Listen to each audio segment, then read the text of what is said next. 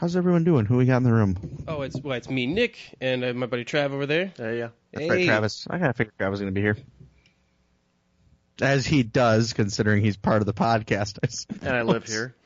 You never know. It's any day I could snap and just murder him in his sleep. So it's a good thing you checked up on him. I wasn't one that overslept. It keeps me honest. It makes me know that there are people that will notice if he is gone. Mm-hmm.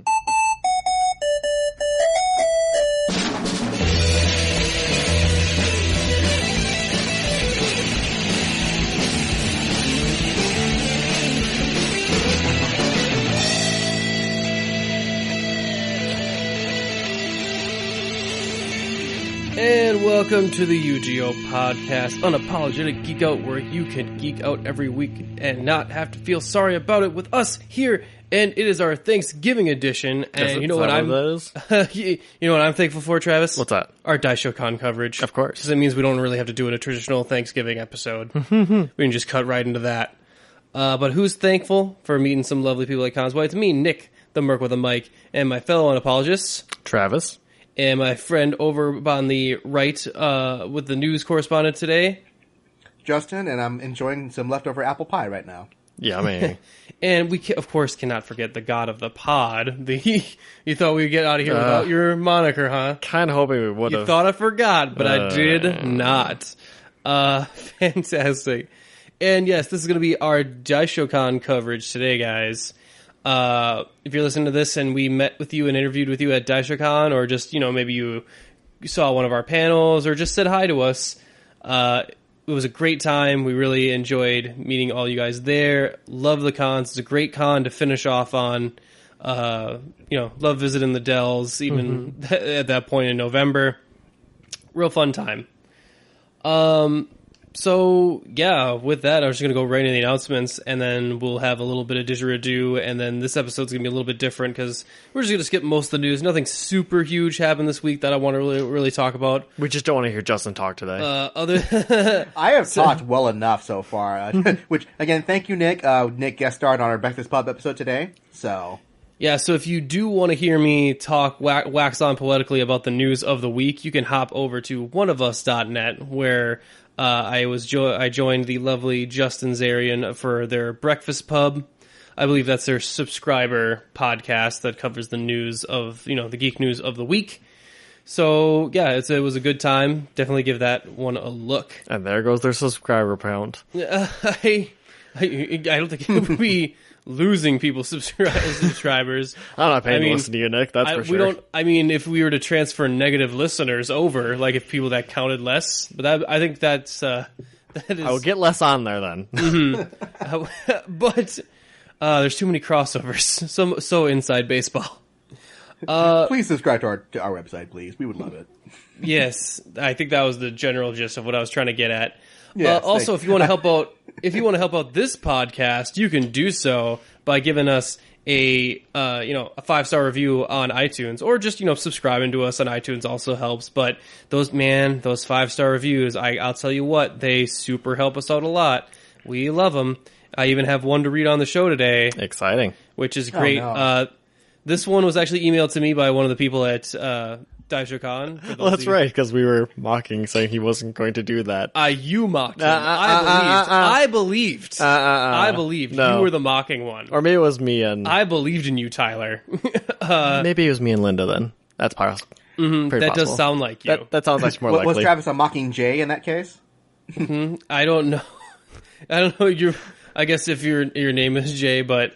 so Tyler gave us a nice review at one of the panels when I asked for some reviews of the panels, and so I can give away maybe a small prize near the end. He won the prize with this review, which reads as thus: "This podcast presents an ambiguous forte of George Lopez's endeavors, which inevitably pluck insecurities of mass media's trifling exorcism. I sit here looking at the podcasters, wondering how many nostril hairs they have individually 17. Brewed from the hard farts of Too Walmart." many. I like that Travis came back with an exact count. That was weird. Well, of course I counted after hearing it. Like a moth to a turd, the will of Hokages share the kisses of their fathers. Shout out to Mommy, who taught me the ways of grenade launching and akimbo tridents. Is this random enough for you, hot son of a witch? If not, then read the walls. I am your scripture, and you are my catalyst.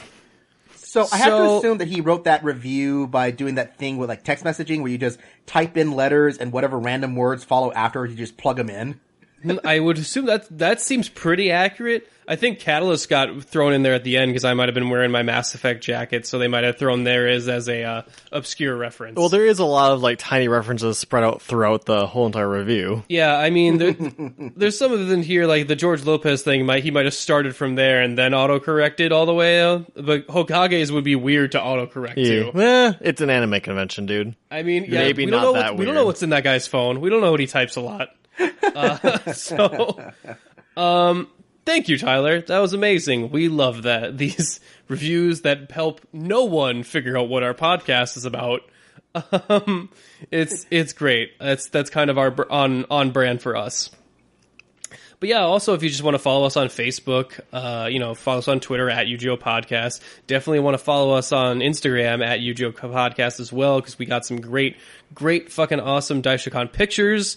We met up with Radical Kevin from their YouTube page as well. They were the fucking Tulio and Miguel from The Road to El Dorado. It was One of the groups, awesome. so Tulio and Miguel. There was actually at least two of them around. There was at least two running around? They were the one. There was another one with a ukulele. They were just dressed in the normal street clothes of Tulio and Miguel. And then we saw obviously the ones that were also done in the king costumes, we're going to call them.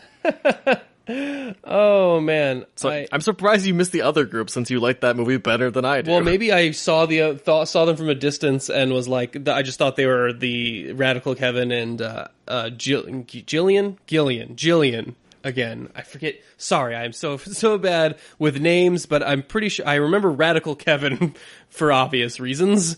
Because Radical is an awesome moniker to your name. But yeah, we met those guys last time in Austin, so I was surprised to wait, what the hell are you guys doing here? I was surprised you recognized somebody. Yeah, well, they have, I couldn't see, they have the very distinctive eyes. Like, Kevin has a really distinctive, brow sort of thing. So I was like, man, I know that person. And I imagined a, what's it, this Naruto damn it headband, that thing on top of it, and I was like, holy shit, I saw you in Austin. I remember you. I don't know why it clicked weird in my brain. But yeah, it was some great time. We got some great picks there. We ran some great panels, including the first time we ran our second impression script reads, where I read scripts of TV shows and movies in my impressions that I do. We did Steven Universe this time around, and it went so well, we're actually going to do it at further conventions now. We're thinking about doing a Pokemon script read. Still, I think the best one we thought of was Pokemon. I think Pokemon might be the one. It might be the magic one there. That was the one I had to turn down the radio for. I'm like, wait, no, Nick, I have it. I wish I could be there for that with you guys. That sounds like so much fun. That is pretty fun. Who knows? Maybe if we run this shit, shambling ship right, we'll make our way to Salt Lake City. That we were saying we might, and we might hang out there. Otherwise, we would be able to share you the YouTube video with it, but again, our video camera was weird on us again. So I'm going to wait till Cyber Monday, and I'm going to get us a new camera, I think, so we won't have to deal with that anymore. Were you able to get audio too, or else? no? Otherwise, we're going to go into more detail later about our Daisho Con coverage with Firsters previously of the Nerd and Tie podcast, now kind of doing his own thing. He's got his own comedy thing going as well. We're talking to him about Daisho Con's past. He was there ever since they moved locations, I think, to the Dells. So we're going to talk a little bit more in depth there. It'll be a real good time. And of course, we have our interviews with all the lovely artists and cosplayers that we interviewed at the con. I didn't get a chance to do that many interviews this time around just because I had to condense them all into 1 2-hour block that I was running around because I was trying to get some last minute additions done on said panels. Because Daisho Con. Well, one of our, the impression script read didn't get greenlit until a week out. They gave us heads up on the other panels a month out, and the second impression script read takes a little bit of prep work because I take in people from the audience to help me out, and they all need scripts and they need to, I wanted to kind of color code them, but even that didn't, turn out the way I wanted. But overall, I think it worked out okay. Anything else that we wanted to get to before we just go right into what is going to be our trailer talk for today? Well, I have so far avoided seeing Justice League. Success! Yeah, next week we might do a whole spoilerific podcast all about Justice League, I think. Or we could not. Or we could. Yeah, I think I vote yes. No, because instead we should do Punisher. Punisher is going to be on Netflix and Kill. That's right. Remember? I do remember now. Damn it. Yeah, we'll be doing that. Curse you, threesomes. We did, I like how no one knows about the threesome podcast, so they're just like, why is Travis cursing threesomes out of nowhere? I was stuck in the middle too many times. Man, if that's how you feel about threesomes, how do you feel about orgies? Stuck in the middle too many times. Stuck in the middle with you. It just takes some time, a little bit in the middle. I'm very excited. We just got finished with Punisher, actually, and we had a grand old time with it, so I'm actually excited to talk about that, too. First things first, though, I do have to give a formal apology to our friend Bro Linda over on Twitch, who hung out with us at Daisho Con this year. In fact, made us some cupcakes, some cream cheese, bought us some cream cheese cupcakes, but did make us our little banners that stuck them in the cupcakes with Isabella on a couple of them and our banner in the middle. It was really cool, really awesome, and I didn't have the heart to tell her that I didn't really like cream cheese pastries. I didn't have that problem. I told her right away that you didn't like cream cheese pastries. Yeah, so you ratted me out so that later, when we were all drinking, she brought it up and was like, how dare you lie to me? So, long story short, I have to make this formal apology on the podcast now. Thanks, Travis. Yeah. But yes, that's what I'm here for, man. I am sorry. There's no excuse to lie about cheesecake pastries. No, there's no excuse to not like cream cheese. I'm sorry. I don't know what it is about pastries that makes me a horrible, horrible liar. I will do better in the future to not lie about pastries. Donuts, I am sorry. You know what I did, and we both know. I would rather not mention it on the podcast here. Danishes, I'm sorry I said those things about your mother. They, They still have the restraining order. It was not. No, that's the brand muffins that has the restraining order on me, which I totally understand. To all pastries everywhere, I am sorry that I lie about you. I am looking to get into it. I'm accepted in a program, and I'm looking to get better. With that out of the way, I think we get right into our episode, guys. Happy Thanksgiving, everybody. Woo! And you know what I'm thankful for? I'm thankful for trailer talk. So we're going to go right into trailer talk. Tom, load up the trailers. Yo, Tom from Toonami here. You're listening to the UGO podcast. And I hope y'all are ready, because trailer talk starts now. All right, trailer talk time, guys. Oh, man, I am super excited about this one. You're always excited. We only got one for today. I like to keep on brand. What can I say? Fair enough. But I don't know. Are you excited, Justin? Excited is a word that can be used to describe a reaction. But you won't. Yeah, I won't. I'm more curious and interested and curious than anything. I love that he's just like working his way. I was like, well, excited is a term that one can be, and I have been excited before, and at this very second, I have the capacity to be excited. That's for sure. I didn't ask. Want to try politics, Justin? Just wondering, just curious. Why the third degree, man? Why the third? But no, I mean, I do come from a family of lawyers, so.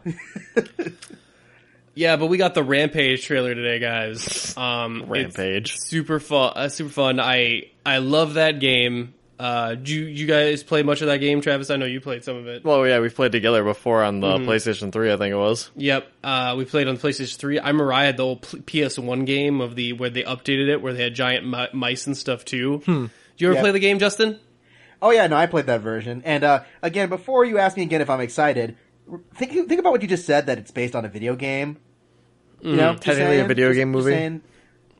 Yeah, but this one is supposed to be kind of dumb. So far? Like this one's supposed to be kind of bad. Like that's the whole idea about Rampage. Yeah, but let's all like have a moment of silence and remember Battleship was a thing. Moment of silence for Battleship. Well, that was a board game, so maybe that's a difference there. Possibly. With that, let's just get right into it. I want to see what these guys have got in store for us. So, without further ado, let's give that one a watch.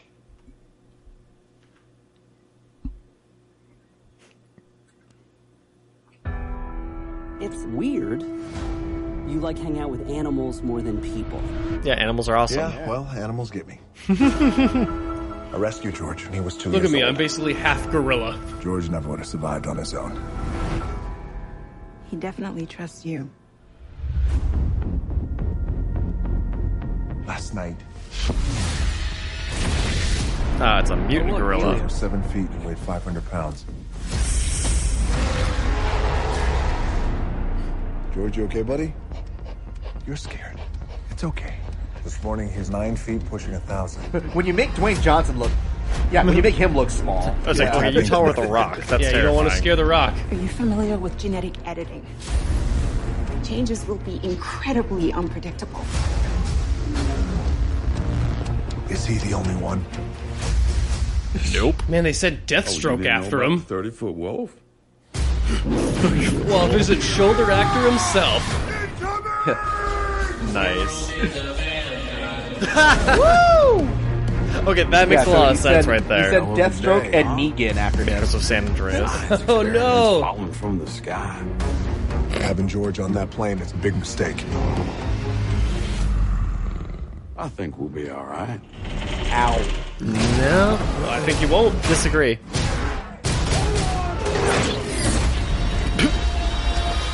Actually, they're fine. Let's go save the world. Oh, good. We can go see this for my birthday, Nick. It's coming back to me. It's coming back. Just have to remember my role from San Andreas. I flew a copter in that, right? Or was it a boat? I don't remember. George didn't ask for this. They're gonna put him down. That's not happening.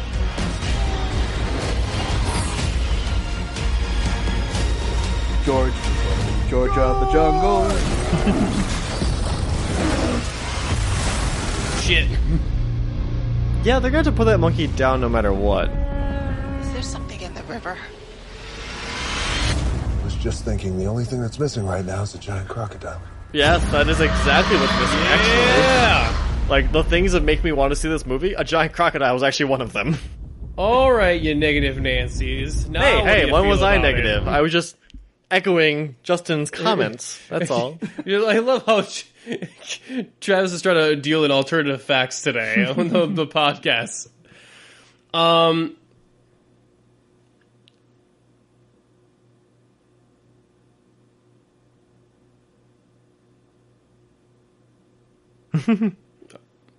Yeah. So yeah, I think actually being from the makers of San Andreas actually gives it more credit than less. It's like, oh, okay, they know exactly what kind of movie they're making. Thank God.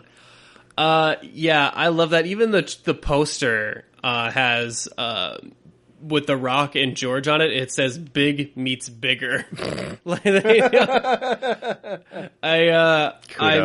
I mean, The Rock's gonna have a very good year in 2018. I think. He's also in Jumanji. Yeah, he's in that Jumanji. I think he's in a couple other things, big title things too.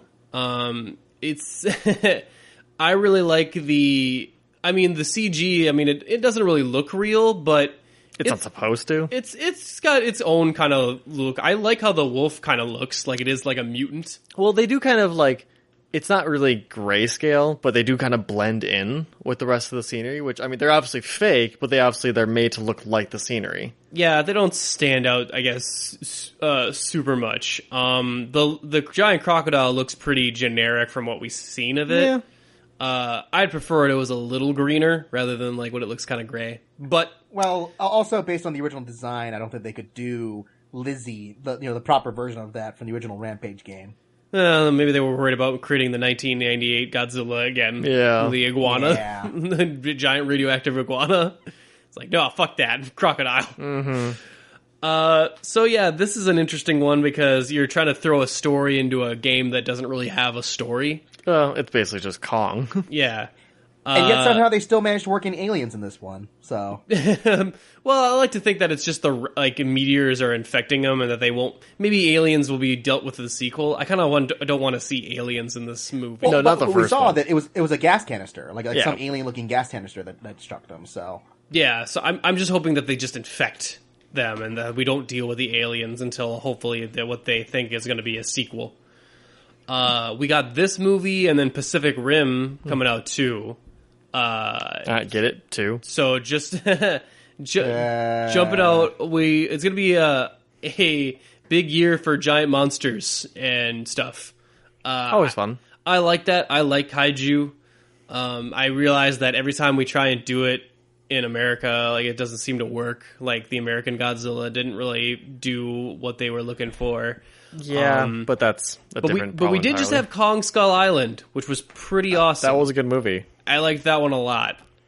And but now I'm going to be comparing George to the Kong Skull Island effects, basically, in those fights.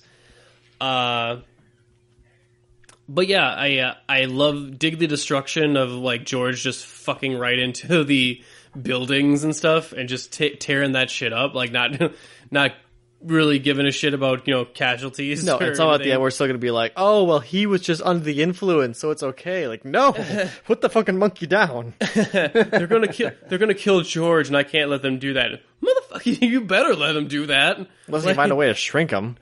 But yeah, what do you guys think, Justin? Were you digging on it? I mean, it looks it looks decent enough. It's got a decent amount of technical competence in the way it's filmed. It's not spectacular looking, but it's not bad looking. It is technically a movie. That's what he's trying to say. It's technically a movie. You got Negan and Deathstroke sent in after them, so that's a thing. Negan's gonna fight the giant monkey with his shoulders. I'm surprised he doesn't grab a bat. Yeah, I'm curious how they're going to do like the storyline of like. So are they trying to make George sympathetic, but that he's clearly turning into a monster, destroying the whole city too? So is he in conflict with the other monsters, or is he going to be the hero at the end? I don't know. It seems like it's a little muddle. Well, that's kind of I think what the Rock's character is there for, is to give you more sympathy for his friend, essentially. Yeah, his buddy George.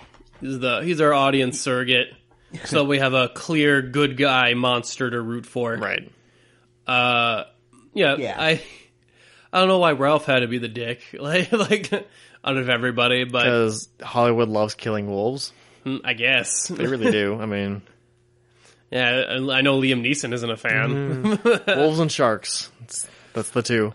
But yeah, I'm excited. I mean, I think this might be the right kind of bad movie that I like to go see. Yeah, that's for sure. I like to see what's his name. What's Deathstroke's actor's name? Joe. I forget. Magliano, I think. Yeah, that was it. Yeah. Some weird long M name. I think I've seen him in other stuff before too. I think he was in a Magic Mike movie or two. I think so. He was in True Blood as a werewolf, so I'm surprised he wasn't on Team Wolf. If anything, maybe riding one of them or a kindred spirit. Otherwise, yeah, seems like pretty standard monster movie fare. We'll have to see what the one-liners are like. Mm-hmm. I mean, hopefully we didn't see the best ones in the trailer because they were barely really even one-liners in there. It's got The Rock in it. You got to have one-liners. Well, he's going to sell the charisma in it, that's for sure. I mean, yeah, other than that, I mean, I love that we get the standard military fucking guys or government dudes like, we're going to take the monkey for testing or whatever. And even though it's growing and we don't really know what to do with it, we're going to transport it on this fucking plane. And it's got anger issues, and it's getting like increasingly angry. Hope nothing goes wrong. Yeah, I mean, I know this is a short trailer talk, but I don't really have much more to say about it. There's giant monkeys fighting giant wolves and crocodiles. Like, that's pretty much speaks for itself. I kind of hope the crocodile's still named Lizzie, though. Lizzie the crocodile. Doesn't really roll off the tongue as much. Yeah, how did they think crocodile? Why not like a Komodo dragon or a Gila monster or some actual lizard? A crocodile isn't a lizard. I don't know. You know? I mean, I guess the crocodiles are like dinosaurs or whatever. But yeah, with that, I think we can bring this trailer talk to an end, guys. We'll be back with our interviews and other con coverage right after this.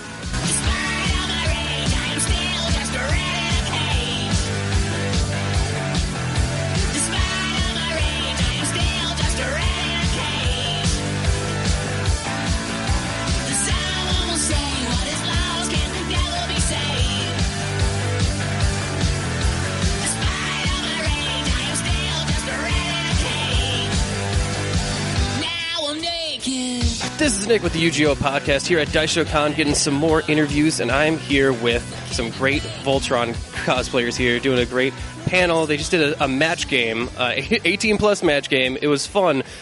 Gay sex and Keith and Lance relationships were very much the answers. I feel like I could have really crushed this if I had gotten here earlier. But let's get some names. Who are we here with? I'm Corporal Shorty. Corporal, that's a pretty badass name. I like it. Yeah, Corporal Shorty. Corporal Shorty is the full one. Well, I like that short people can get all that way up in the rankings. That's good. And we got here? My name is just Emily. Okay. Yeah. Otherwise, if Instagram, otherwise I'm Emerald Roulette. So. Are you more like lieutenant level? Is it like I just want to know where everyone ranks? Yeah, this is like I'm the highest. Captain. Okay. I help whenever she says, "Get over here! I need help! I'm stressing," and I'm like, "Fine. What do you need?" All right. How about Private Hunk? How about you? My name's Connor, but yeah, I don't do this often. This is actually my first panel I've done, so you can call me the peon then, I guess. Oh, okay, cool. I'm good. All right. Well, it was a good job. You did good. And of course, our princess here, Raven, and I am the queen, obviously. The queen. Although she went into rather than military, I'm just royalty. So screw all of you. We have Lance over here. My name is Robin, and Raven is my older sister, actually, and she did such a wonderful cosplay. I'm so proud of her. Oh, Lord mercy. Yes. Thank you. So good. I loved the British accent, by the way, during the whole panel. How about over here? All right, I'm Bae Marie B, and I am obviously the best hacker in the group, so that's my job. Very good. I love the glasses, by the way. They're great. Is those your prescription glasses? No, they're just off of Amazon. Okay, They look really good. How about you over here? My name's Harmony. I was the Keith in the panel. Yeah, I recognize you. I've been cosplaying for a couple years now, but all of these people here are my college friends. I'm really proud to see them grow in the cosplay community. That's great. So whose idea was it to do the match game for Voltron? Whose? Yes? Yeah, I decided, well, I like the match game. I've seen it like millions of times. I'm like, why not do it for Voltron? It'd be fun. This is a really weird group, so you never know what's going to come out of their mouths because it'll be like, oh, let's have some gay sex over here from this one. Or be like, there's going to be some sort of food related or death. I like to mix it up. Or whatever comes. And then it's just a bunch of different people, and we thought it would be really fun since we have such a diverse group who all really like a certain cosplay. So we thought, let's have some fun with it and just go with it. So. Oh, well, very cool. So did you just rope everybody in peer pressure style? Like just... Yes. Wow, that was... They didn't even let you answer. That was... Oh, no, I joined in willingly. I wasn't going to mess up the chance to be Lance. Okay. I'm the pun master of the group, so... In real life as well. Wow, you say that with an odd measure of pride. In real life as well, trust me. In real life as well. Okay. Yeah. Moms normally get what's going... I'm known as the mom in the group, so I'm just like, child, come here, grandchild, come here. We're all going to do this together, and I'm going to force you to... The cosplay was shoved at me by our Shiro in the panel. Oh, okay. So it's my first time being Keith. All right. So yeah, how did everyone decide who to be? You got shoved into it. I'm the only one who's brown, so I'm a You're also one of the more mom-like people in my life, so it just worked out well. I was Lance by default. There was no one else to be. You make all the puns. Yeah. But it turned out okay. turned out. Love it too. So you just decide Hunk on your own? Yeah, I like food, so Hunk was the logical choice. So you could really connect on that level. Oh, yes. That's really good. Well, I'll wrap this interview up so you can go eat. I can tell you're hungry. How about you? I've been wanting to do Shiro for a long time, so I figured this would be the perfect opportunity to try and get the cosplay done, which I didn't actually for this con, but Amki, here we come. I love the show. I love the nose scar and the head. Now that I think about it, Shiro is kind of designed to be the sexiest anime character. Going he's got the scar, but it's not an ugly scar. Yeah. It's perfectly symmetrical and vivisecting, so that he's still hot. It's it's kind of unfair, really. But. So yeah, this was great. Have you guys, anyone done any other panels before? I have done multiple panels before. This is probably about my 20th panel that I've done. At a bunch of other cons, I've run some, and I've been on panels as well. Okay, very cool. How about anyone else? Anyone else do any fun panels? We've done panels together. Right. We've done a couple of 18. Okay. Yeah, we've done a couple of other 18. We're getting the wrap up from the other convention, so we're going to wrap this up. Thank you guys for interviewing with me. Absolute pleasure doing it. Thank you so much. This is Nick with the UGO podcast here at Daisho Con, getting some art interviews here, and I am here with the lovely artist. My name's Megsy. Megsy? That's a lovely name. Thank you. That's great. I like it. So cute. I'm here with your booth, which has a very interesting name. What was the name of it again? Toxic Star Studio. Toxic Star. Okay, so is that part of the Toxic Avenger universe, or what are we talking here? No, my aesthetic has always been sort of classic shoujo anime style mixed with horror, grunge, and punk, and so I wanted a name that kind of reflects that aesthetic. So I have toxic, kind of the edgy part, and then star, kind of the pretty part. So Toxic Star. I like it. Very nice. And I've seen some of your art style here. It's very interesting. I saw some anime stuff. I see My Little Pony. I saw a Steven Universe over there, some stuff like that. I always love me a giant woman. So really good. What is your favorite inspiration to draw then? Do you draw a lot of anime? Yeah, I started out drawing more anime when I was younger, when I was really little, and then when I was in high school, I went through an X-Men phase, and so I kind of consider my style a blend of both kind of East Asian anime style and Western comic book style. So I would say that my biggest inspiration to draw is series like Sailor Moon, where you have a series that's over 20 years old but still a very relevant and progressive series. So, yeah. I was a more Gem and the Holograms fan myself, but that works too. That's fine. That's all right. So at this con, Daisho Con, it's a pretty big con going. What have you noticed that people have been really drawn to at this con in particular? Has it been a little different? This is pretty standard anime convention. There are some conventions that lean more toward comic books or video games or other things. This one is definitely leaning more toward anime, but I've had a lot of people asking about Overwatch. Oh, yeah. And I love Overwatch, but the problem is I play too much of it and don't have any time to draw any of it. So You're just on that. Who do you mean? Zenyatta. That's an interesting one. I don't hear that a lot. I know, not many people play him, and he's my favorite. And he actually helped me through a kind of a rough time a couple months ago, and I started writing his quotes on my arm. And so it was a good example of how media can really be influential to people. And so, yeah. That's great. That's a lovely story. So do you have any plans for Overwatch in the future? If you were to draw any Overwatch character, who would you love to get in there and draw? Well, aside from Zenyatta, who's my favorite, but I draw squishy anime girls, and he's a spindly robot dude, so it might be a little bit of a challenge. But since there are so many female characters, I would love to draw Mercy or Sombra or really any of the female characters, any of the male characters, just anybody. I love everyone. It's one of those series or one of those games that I just love everyone. So I would love to do more art. And in fact, my wife is kind of pushing me to do more art and play less video games, so hopefully in the future I'll have a little bit more content. I see. Well, I hope she wins out too, because I'd like to see some more stuff, that's for sure. Me too. Go productivity. Right. But yeah, I know you've been kind of stuck here at the booth, but obviously the con does kind of come to you. You seen any cool cosplays, anything neat at this con? Yeah, there's the Dalek. There's a Dalek behind us. There's the Dalek behind us. That's pretty cool. That was amazing. Oh my god, I hope that comes over on the recording. Everyone run. I mean, I see so many. It is one of those things where since I'm stuck behind a booth, I don't get to go anywhere, but I do get to kind of see everyone as they come through.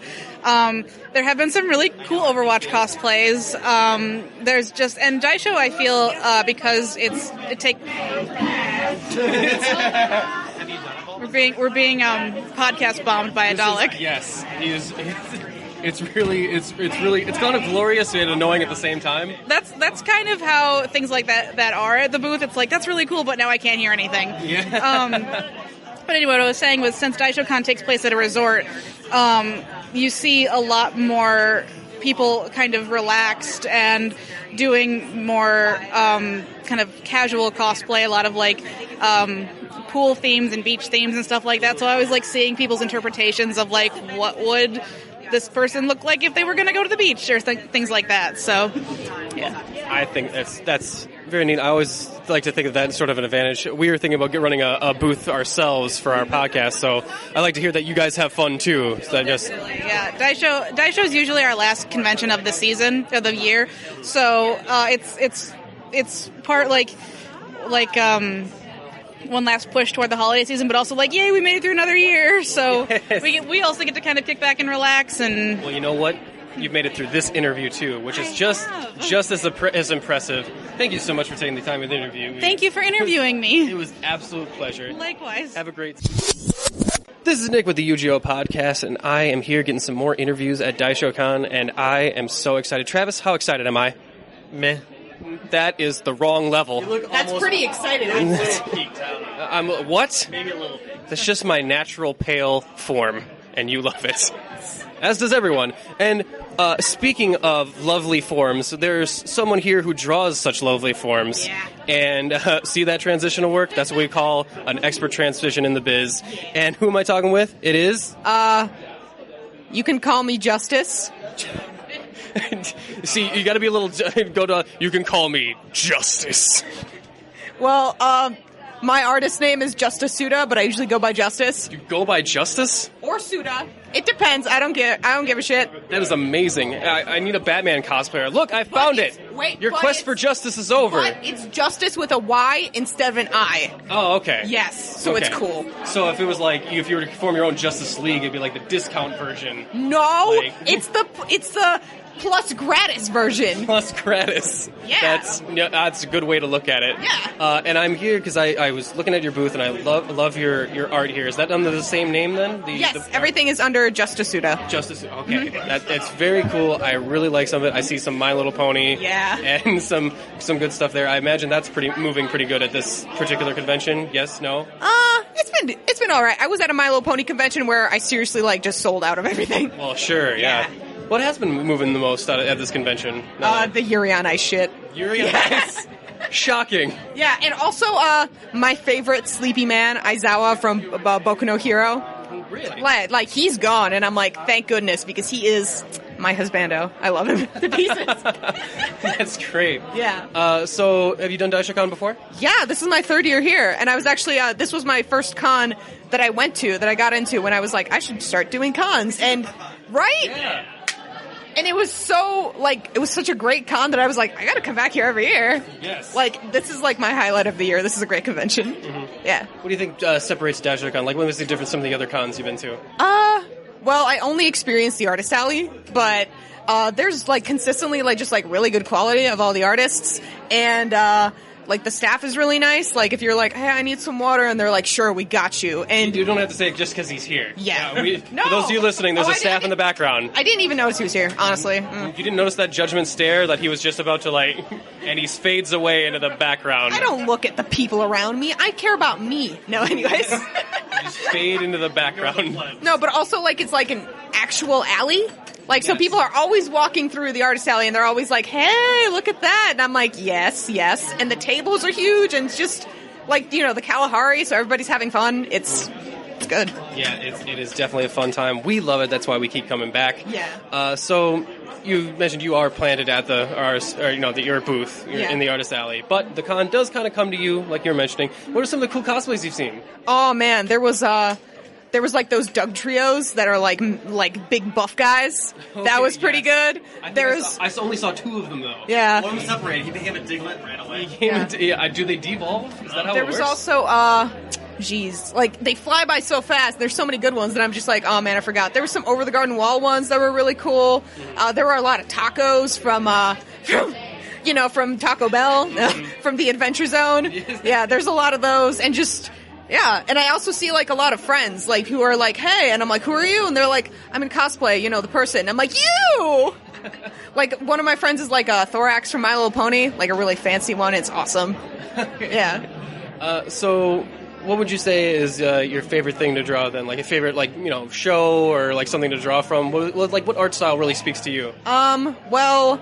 I draw a lot of I don't draw as much My Little Pony as much as I love the show, but the art style of it definitely like helped influence me because it came out like 2010, which is when I went to college, so that really inspired me a lot.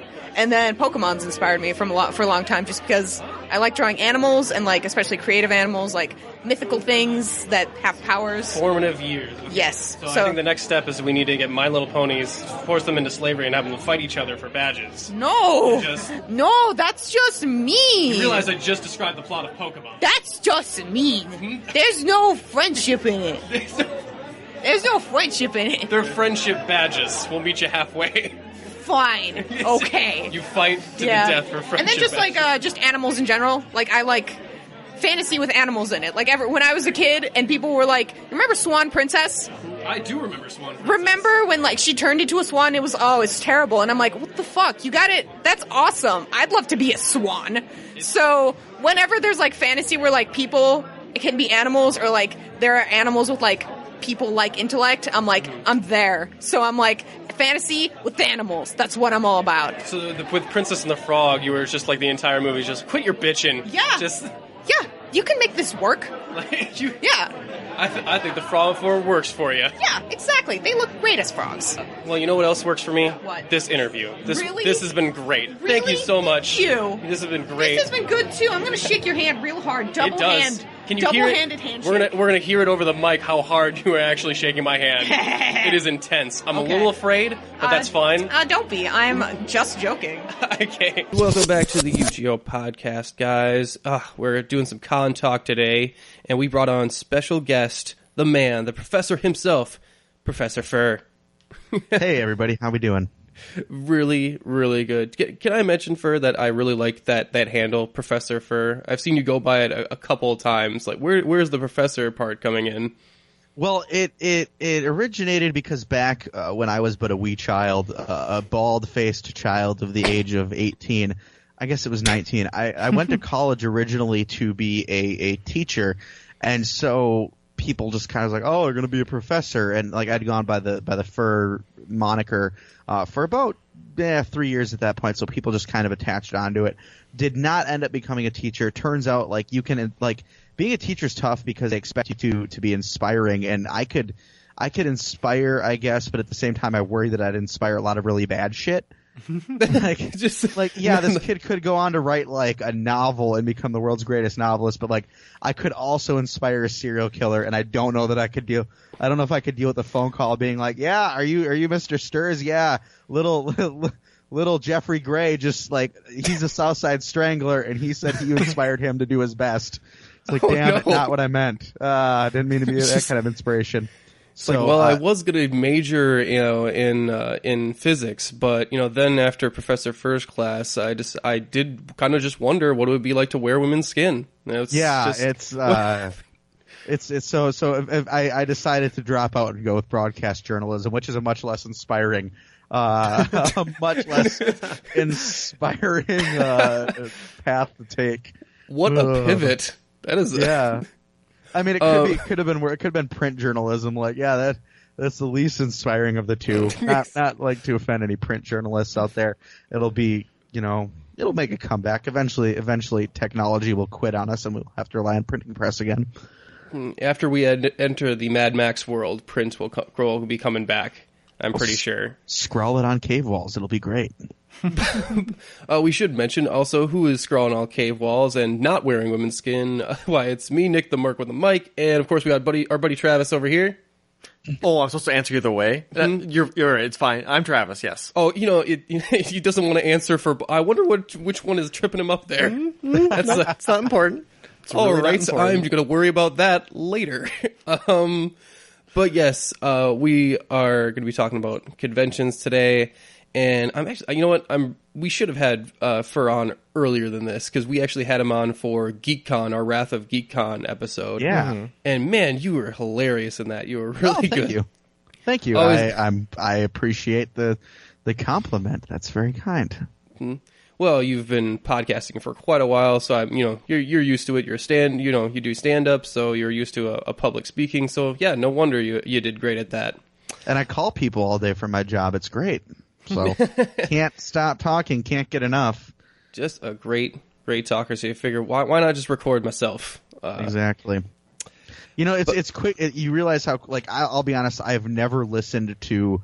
Well, I shouldn't say I'll never. I typically do not listen to podcasts that I've been on because I typically can't stand the sound of my own voice. The most painful day of my life was helping produce my album because I had to listen to myself.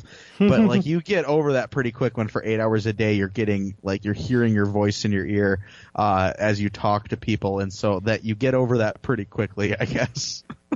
That's right. You did. You recorded your album, which I actually listened to a couple of the tracks on iTunes, which were pretty good. What was the name of it again? It's called "Everybody's Having So Much Fun," is what it is. And we actually recorded that at GeekCon back in 2016. Oh, you did? Oh, very cool. Yeah, it's a good crowd there. Yeah, I would love to record album 2 there again someday. Perhaps we'll see where that ends up happening.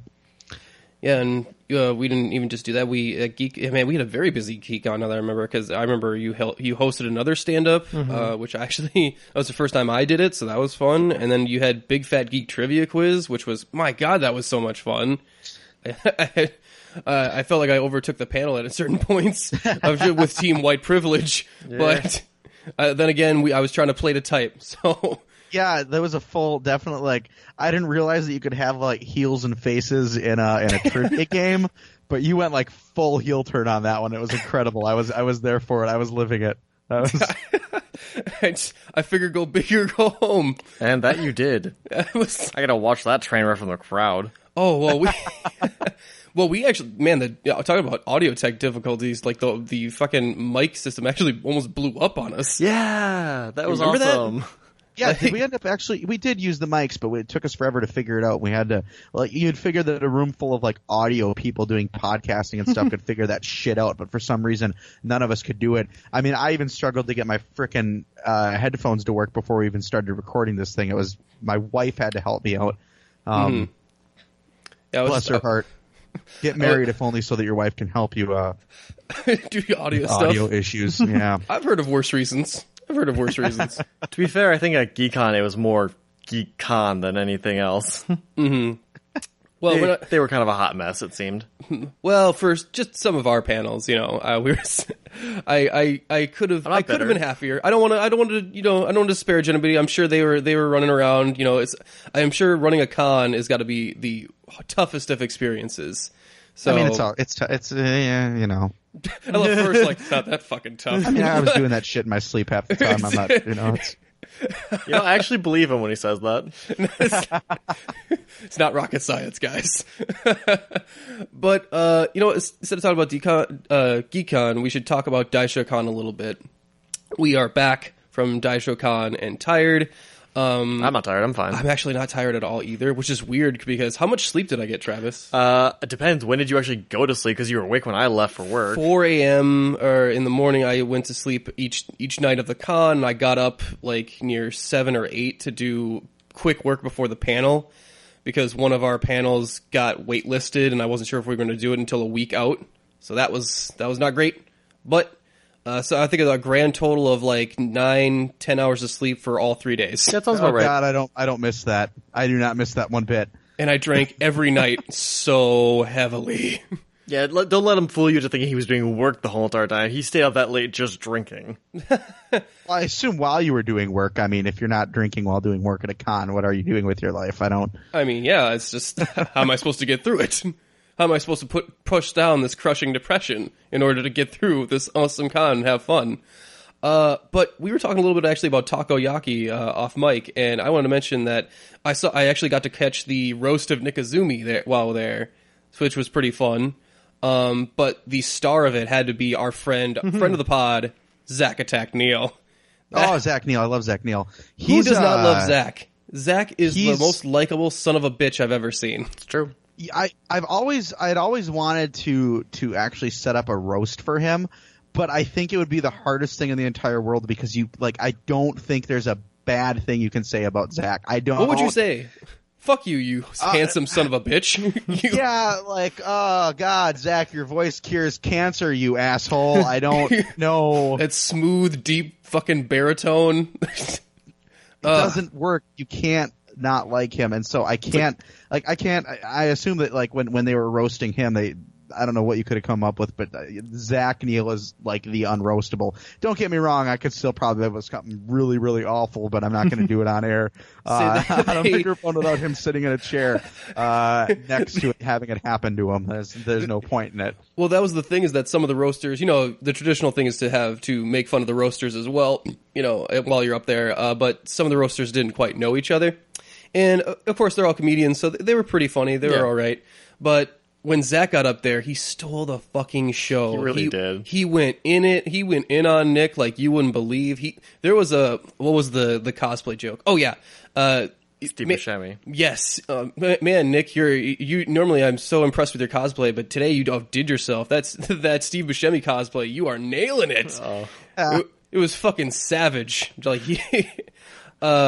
And he went in on the other things too. He actually did his we actually roomed with Zach. Now that I mention it, and we shared a room, and I saw him actually typing up and doing his research on the other roasters so that he was all prepared. Mm-hmm. It was pretty impressive. He's got a really good presence. That I'm surprised. I asked him you haven't done stand up or anything, have you? He's like, no, but he does sales. I imagine that's where he gets his stuff. You'd be surprised at the Venn diagram where you've got a salesperson and stand-up comic. It's that intersection in the middle is pretty big.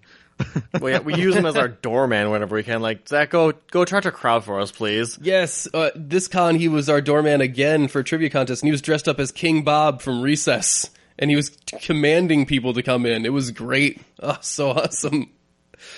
But yeah, you've had experience with the Nerd and Tie guys, and I assume Takoyaki. Were you around when they first formed, Fer? No, actually, Takoyaki came out of the ashes of Otaku Tonight Productions. Mm-hmm. That was so back in 2016, I think it was. We had been doing Otaku Tonight Productions probably for going on 6 years at that point, and it just with all the projects I had going on and how much I just wasn't feeling conventions anymore. I just said, hey, I've got to focus on other projects that I've got going on. I can't spend the money to keep basically doing a 6 years of shows for essentially free at that point, and so I kind of disbanded it. And then by No Brand Con 2017, I believe, Takoyaki had started up with, of course, Nick Izumi, Gen Proc, Amy Quinlan, Sarah Wells. I would say 90% of it was old cast members of Otaku Tonight Productions, and I'm very, very happy to see that they are sort of carrying on in that vein of bringing comedy to conventions, really pushing the. I don't want to say pushing the limits of comedy, because I can Monday morning quarterback all day long, but they're doing their own thing, which is cool to see. It's really, really neat to see something that sort of like the sequel continue on and still carry on doing improv and comedy and game shows and all that stuff at cons. It's good to see a group doing that. Sure, I actually agree. I enjoy kind of a professional crew of putting on pretty much professional level shows of comedy and whatnot at conventions, because while they are volunteer and fan run panels and stuff, you'll get it's kind of a crapshoot of what you walk in there and like how comfortable the presenter is in their skin, and they're donating their own time, so you always want to give them credit on that of like whatever they're doing. But sometimes you want to walk in and have like a this is a professional kind of experience. Like, whoa, these guys really know what they're doing. They're really set up. And you get that with the takoyaki guys. At least feels like, yeah, they put a lot of work into this. So I'm actually, I'm glad that they were around too. But it sounds like you guys have run panels previously and stuff. I know they run the match game, which is pretty fun. Like I've seen that at GeekCon. Is there any other like old panels that you guys used to run? Well, they usually do Whose Line Is It Anime too. That's right. I love the puns. Like Whose Line? Actually, every single thing I think they've run so far, I haven't seen anything outside of what Otaku Tonight Productions used to do. I know Match Game, that was started. We started that at GeekCon back and actually we had like some pretty good prize support for that. I don't know if that's still going on, but like GeekCon donated like a pre-reg to the prize support for that. So that was a lot of fun back in 2014, 2015. Oh, that's nice. Whose Line Is It Anime? That actually predates even Otaku Tonight Productions. That was back actually Zach Neal, believe it or not. Zach Neal, Sydney Staffel, Nick Izumi, a couple of the people originally from like the OG Daisho crew kind of had that, and once Otaku Tonight stepped in and most and like that group was involved in Otaku Tonight, they said, yeah, no, definitely feel free to do that. The stand-up showcase, that was called One Night Stand-Up for years. That got started. It was the Wasabi Con 2012? Wow. 2013? It's called Stand Up Room Only now, which is pretty cool. It's good. Pretty much it's just a good continuation of what worked, what people had come to expect from that crew that kind of took up the mantle and carried on with that. Yeah, I remember you are part of the whole crew. When you were around when like Daisho Con actually formed? Did you meet up with those guys, or were you friends before that? So my first Daisho Con was in 2010. I had not actually come up with the Otaku Tonight stuff at that point. That happened in 2011. But I went to the last Daisho Con at the Ramada in Stevens Point, which is a really funny story because like that was kind of like, oh, this is where it's going to be from here on out. And then that's where I'd met Nick. That's where I met Sydney.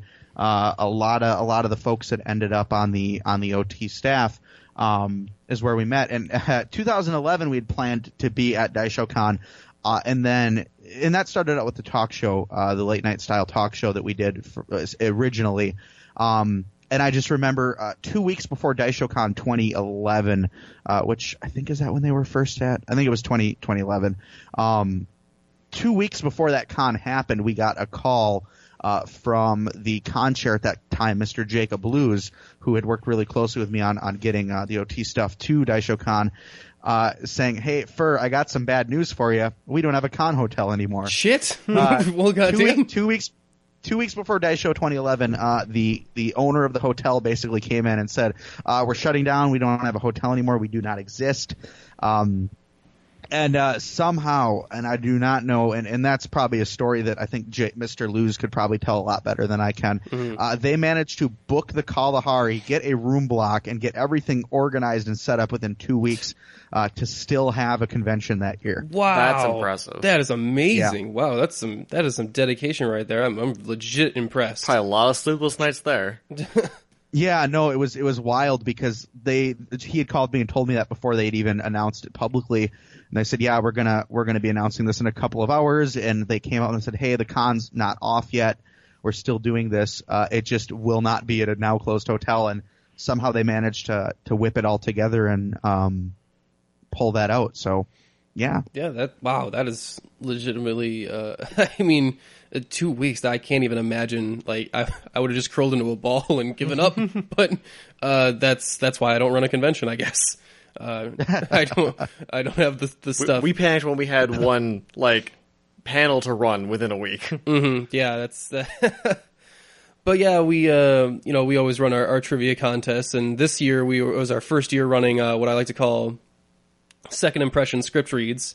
Our listeners will know that I'm an amateur impressionist. I will every once in a while get on here and do a walk-in or something like that. and we did it with script reads for Steven Universe, and that was really fun. Unfortunately, our stupid fucking camera didn't record it again. Yeah, so we don't have any of that to share with you at all. I hate that camera. Yeah, so it'll be fire that camera and get a new one. Yeah, we got to get a new fucking camera. Hey, Black Friday's coming up. See, actually, yep, that'd be perfect. Or maybe I can get it up on Cyber Monday. Yeah, you know what I mean. Same I would say Cyber Monday might be the better option. At this point, they all blend together. You don't have to deal with people. Yeah. And 2, you don't have to put on pants. Yeah, those humans. I do not want to deal with them. But you know what? I actually, that panel went so well. I was actually really nervous about it. But I'm thinking we're going to try and do it again, but with Pokemon. Pokemon script reads. Because it was great. We had even participants come up. I was Carl Weezer, and we had a participant, Jake, who was Sergeant Hatred, and that I had to turn that like, oh, this is suddenly turned into an 18+ panel. Uh-oh, that's not great. So I had to pivot that. What are you doing here, little boy? Oh, no, that's I did not think this through. I didn't think this through at all. But that's fine. It turned out to be very fun. We ran our Steven Universe trivia. That might have been a mistake. So we've run a lot of trivia contests. We've given away a lot of prizes. There have been a lot of winners. I have never lost a trivia contest before. Not when you were running it. So I could not stump these guys for everything I threw at them. I could not. They knew everything. Steven Universe fans. I mean, like there's like levels of fandom, and it's incredible how much Steven Universe fans are all up on that. Well, Nick got all prepared. He was like, no, we're going to stump them by, having them sing the whole entire songs to the show. And then the panel started with the whole entire group singing one of the songs to the show. We're like, unbidden. This might be a mistake. It's just what they were doing in their spare time. 80% of Germans, Nick. 80% of Germans. Yeah, I had to trip them up like, okay, in this one episode with this one side character, he mentions one joke about a certain percentage of Germans that make their living DJing. What is that percentage? 80%. Come on, guys! What are you doing with your lives other than watching Steven Universe? I assume you go outside eventually. Well, they do go outside. It's just that, Hulu's portable now, and Steven Universe is on Hulu, so, you can just take that with you. There you go. Damn you, convenient app. But yeah, that was great. And you, of course, have run some trivia stuff too. Big Fat Geek trivia. Have you run any other trivia panels? Not panels, but here in Eau Claire, Wisconsin, where I reside. I'm in this group called Clearwater Comedy, and we host usually themed trivia every Wednesday night. Depending on what show it is, or in the cases of originally, we did a lot of general trivia where I'd come in and I'd throw in some really bizarre categories, things like, I'll define a word and you have to give me the definition of the word, but the word you use has to have 2 consecutive letters in it, that kind of thing. Well, very specific. Yeah. So it was a lot of fun, but we'll do things like, I know I'm writing for Brooklyn Nine-Nine Trivia, which is going to be in January here in Eau Claire, which should be a lot of fun. I love that show. I love that show. Yeah, it's so good. Yeah. So we do a lot of, I sit down and, I'll barricade myself in and write trivia questions every now and then, depending on what, the occasion calls for. So that's another thing I want to tell you, because you get involved in so many of these great projects that really, come out and get, even become their own things and stuff. What drives you to the passion to put it behind those things? Because I got to tell you, I really appreciated your level of professionalism on the panels I was on with you, and the podcasts I've heard you on. You were just a very impressive at it, and I was just wondering, what got you into this? Honestly, watching every night when I was growing up in high school, and I think maybe even a little before middle school, I would actually stay up until midnight every night because I would usually watch the first 25 minutes of Conan when he was hosting late night, just watching that and being like, yeah, I want to, I want to end up doing something like that with my life, and being involved in projects, and then just realizing that I really like to make people laugh and to entertain people, and to do my best to try and include everybody in what I do. I never set out with the intention of saying, yeah, I'm gonna write a joke to offend someone, or I'm never going to strictly focus on this audience. Like, I want everybody to have a good time when I'm involved in a project, and so that's sort of my driving force, is to say, how many people can I have walk away from this saying, yeah, that was, my life is more, I'm having more fun just by being involved in this, by seeing this. It's really all about bringing joy to people and doing what I can to help bring that joy. So I never go into a project with this idea of what's in it for me. Usually, if I can walk away with a little bit of cash afterwards, I'm gonna do it. No, no comedian's ever gonna say, yeah, I'm not gonna do stuff for payment. That's, no comedian in their right mind would say that. Right. But I always want to make sure that people are having a good time in everything that I do.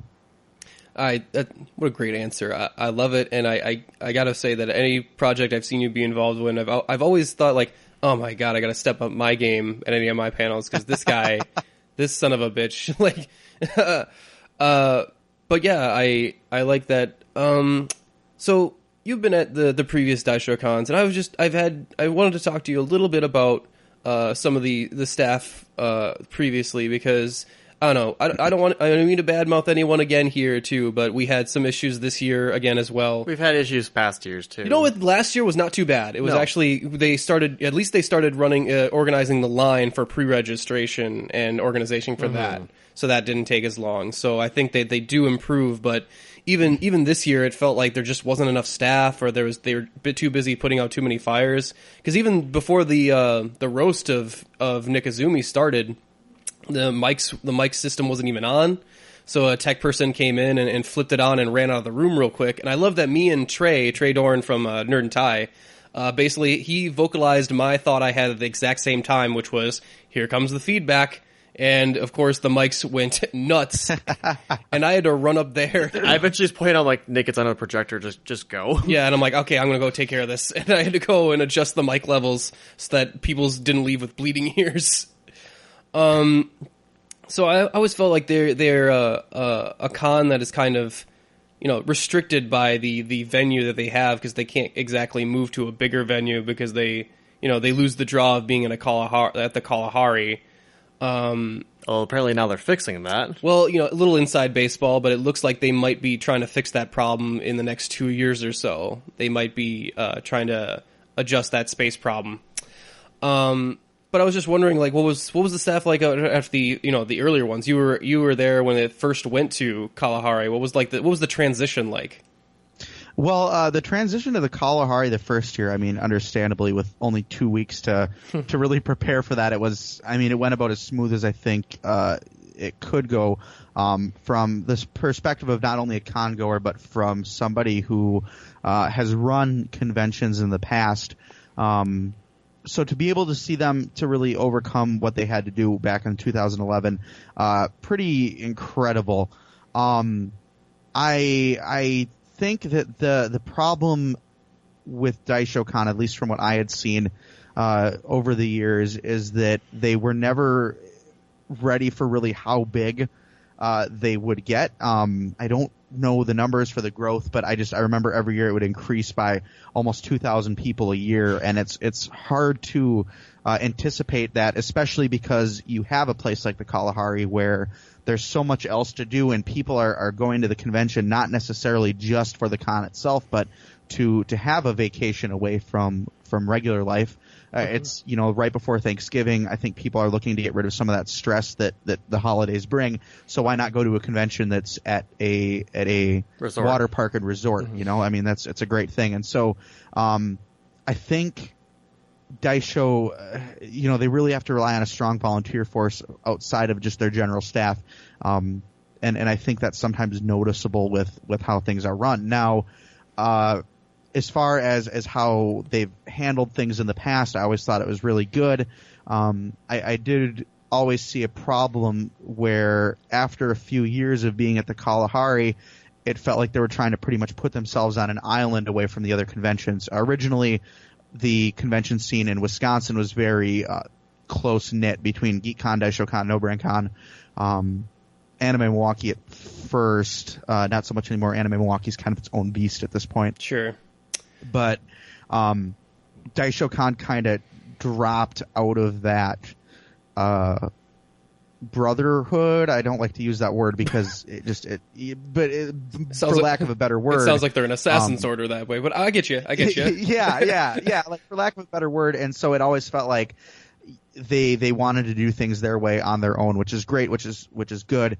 But it also felt like they were like, oh well, we're not gonna get help from anybody else, okay. which I always thought was kind of their problem, was that they were trying to build themselves on an island away from other things, and in a convention, scene, which you really can't do in a smaller market like Wisconsin. I mean, we even see that problem with things like Wizard World, with all the problems they're having right now. Don't even get me started on Wizard World. We tried one of the. We'll keep it. I was not happy. I was not happy trying to do Wizard World convention coverage. That was its own monster. Yeah, and that's exactly the case. Is that you have to rely, you have to be dependent on others to be able to help pick you up when you stumble. And I think we kind of saw that, and I think we're kind of seeing that within the Wisconsin convention scene now. Is that you're getting a lot of people who are running conventions that think we can do this on our own, and like anything in life, any big undertaking, you need people at your back. Mm-hmm. Well, we had multiple problems this year with just mostly the size of Daisho Con, because we couldn't find parking. Like, at one point we actually had to park in the restaurants across the street to get there. There was seriously no parking left at all. It was no man's land. People were stalking families leaving the theater across the way. They honestly were. Start parking. And like we were carrying all this stuff, that's supposed to be prizes for trivia contests, and they're like, we have to walk like 15 minutes to get to our panel room, and we have two different panels. We're like, we go to the actual where the staff is keeping everything. We're like, hey, can we leave the stuff here? Because, we don't want to wait until 9 o'clock. We have 5 hours between our next panel. We don't want to be like carrying the stuff all around all day. Can we keep this? They're like, no, sorry, we can't do that. I'm like, what do you mean you can't do that? We are panelists helping you run this thing. What's the deal here? Luckily for us. Were you guys at the Kalahari? Were you staying there? Yeah. No, we were staying at the we were staying at the Wilderness. Yeah, we were in we were actually in a very nice cabin that I got on a very good deal. So that was very nice actually. A nice actual vacation for me rather than just spending a night in like our shitty hotel like we usually do for a convention. Yeah, or my cousin's couch. But then we're like, luckily though, Gnome Games, which is our local game store, happens to go to them, and we asked them, like, hey, can we just leave our stuff here? Yeah, fit under these tables, that's fine. Pat for the save. Yeah, no kidding. And I didn't want to say anything because the previous con coordinator from last year, we did the same thing, and they were very accommodating. Mm-hmm. So I was just like, okay, that's fine.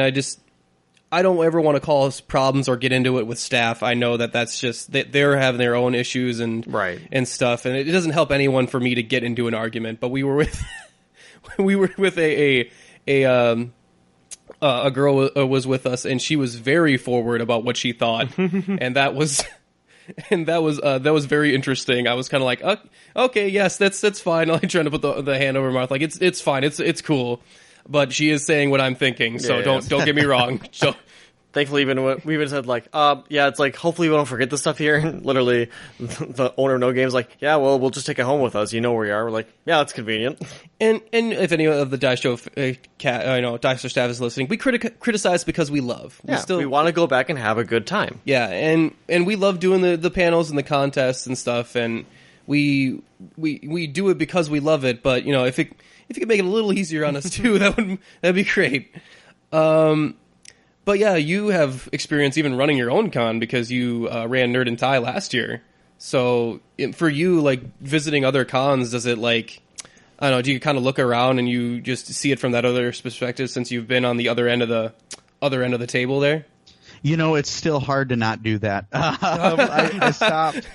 Before Nerd and Tie Expo, I was on No Brand Con staff. I was co-con chair with Amy Quinlan from 2012 to 13. Maybe it was 13 to 14.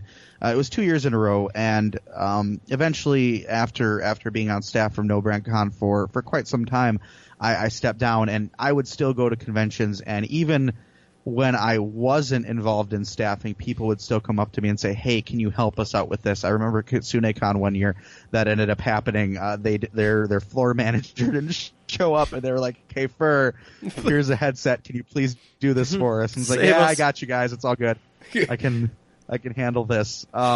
I like to imagine Fur's in a robe and like a duster hat, and he's just like a lone wanderer. It's like, Fur, we need you. It's like the call, it calls to me again.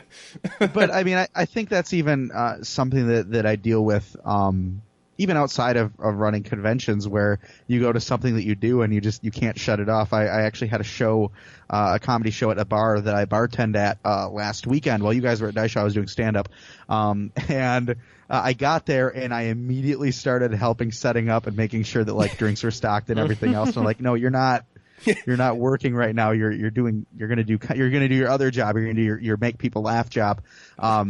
So there's always.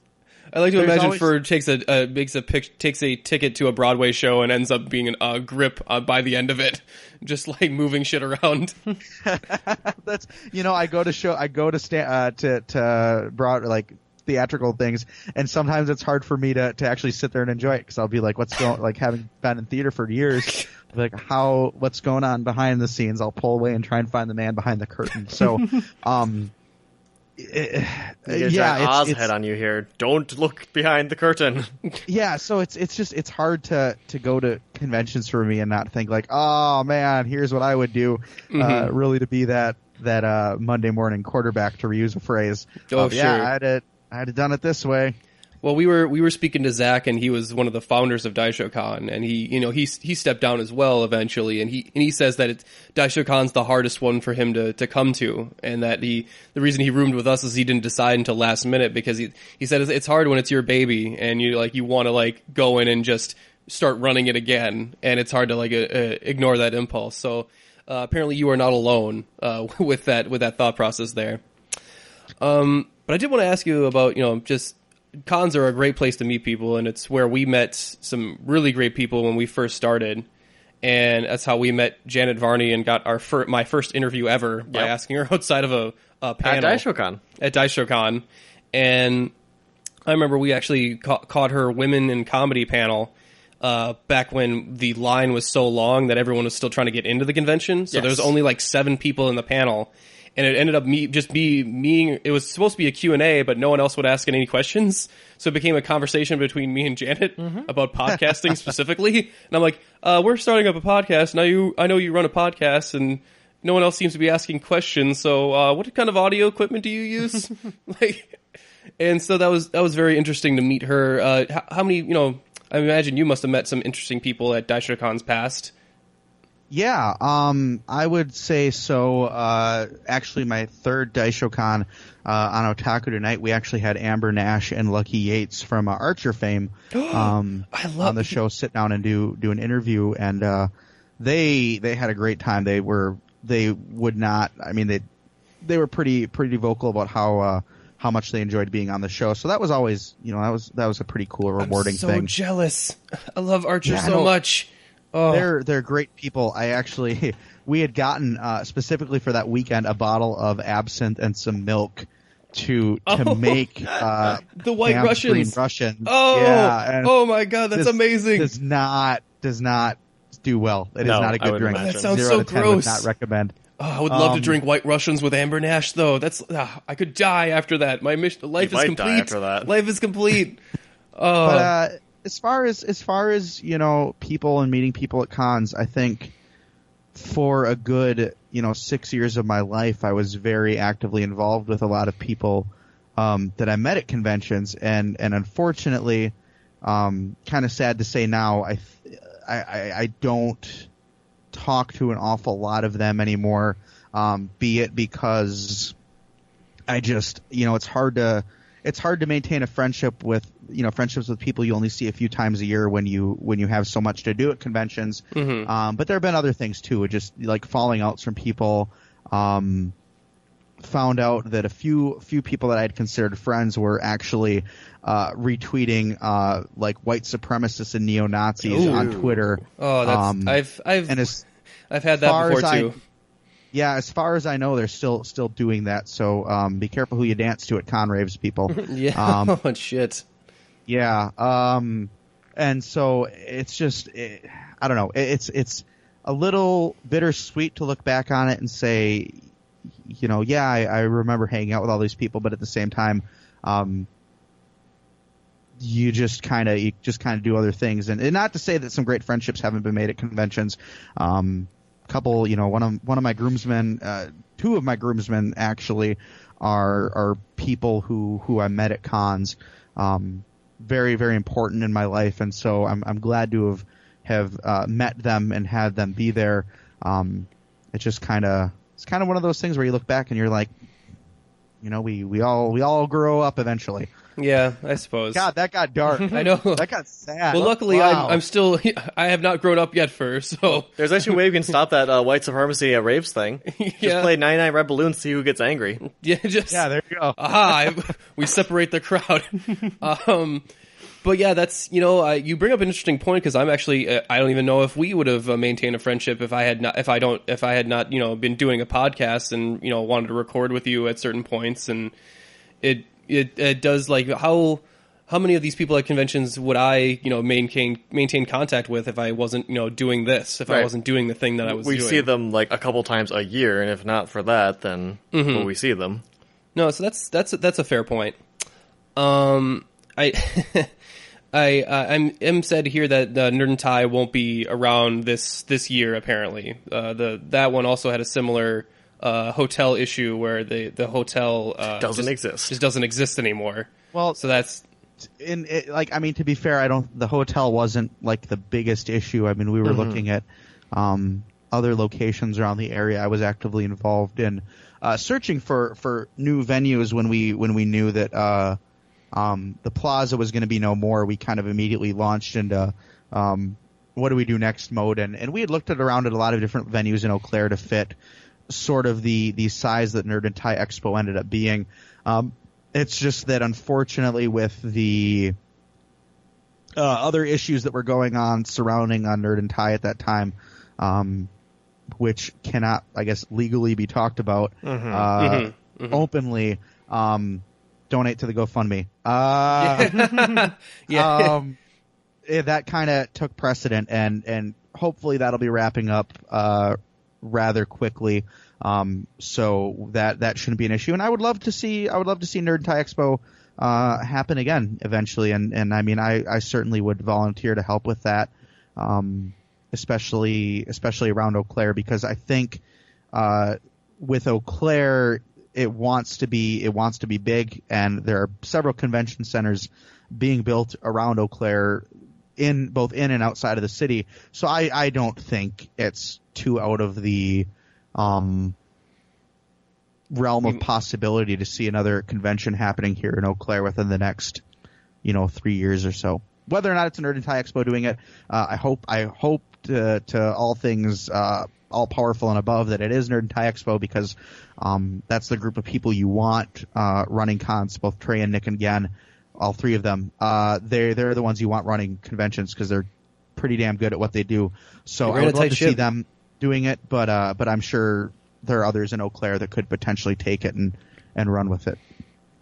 Yeah, I'm excited to hear that. And speaking of Eau Claire, I hear through the grapevine that I'm not even sure where I heard this, but you were doing a podcast specifically about Eau Claire and the scene around there. Oh goodness, I don't know that I'd want to pimp a podcast that I haven't really fully recorded yet. It's all in the works. So let's just say that we'll just move on. That's fine. That's absolutely fine. When we get the first episode up is when I'll start promoting it. You got it. I will do the link, and we'll edit this part out. Like, just go right in reverse here.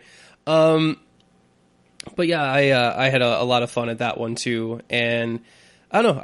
I really, as a person that didn't think, like, I guess I went to one convention, like, it's Kitsune Con in like 2013, and I was like, this was fun and everything, but like, I don't know what happened with Daisho Con and why that was so special. I was like, man, I was there. We should do it it was completely him. Yep, all me. Hey, you can't prove me wrong. And it was like, yeah, I'm like, man, I'm really excited for this. We should do it for the podcast and do coverage and interviews and panels and all this good stuff. Like, it it was fun, and like at the Daisho Con, there's like a ripple effect that happens, because after the interview with Janet, I had someone come up to me like, that was a cool interview.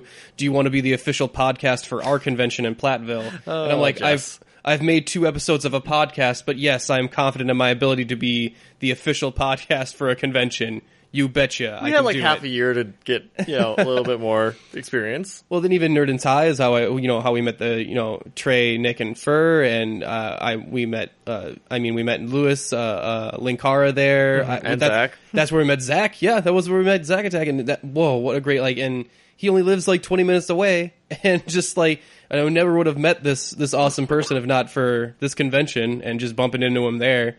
So it's it's just a special sort of thing that I can't really put my finger on the convention like atmosphere when I'm in there, but I live, eat, and breathe it. Like I can't even sleep. Like I'll get up and I'm like, there's got to be something to do. That's a different issue. There's got to be something to do at 3 a.m. Right? Wisconsin is so unique in that sense because, you look at places like out on the West Coast where you've got giant, states that are hosting a bunch of big conventions, multiple times a year, and out on the East Coast where everything is so spread out and it's so expensive to travel out there. Wisconsin is such a unique animal because, each convention is only a 3-hour drive away from each other, which from anywhere is such a. By the way, that's such a unique thing in the Midwest. I don't. No other place in the country measures things by time it takes to get there.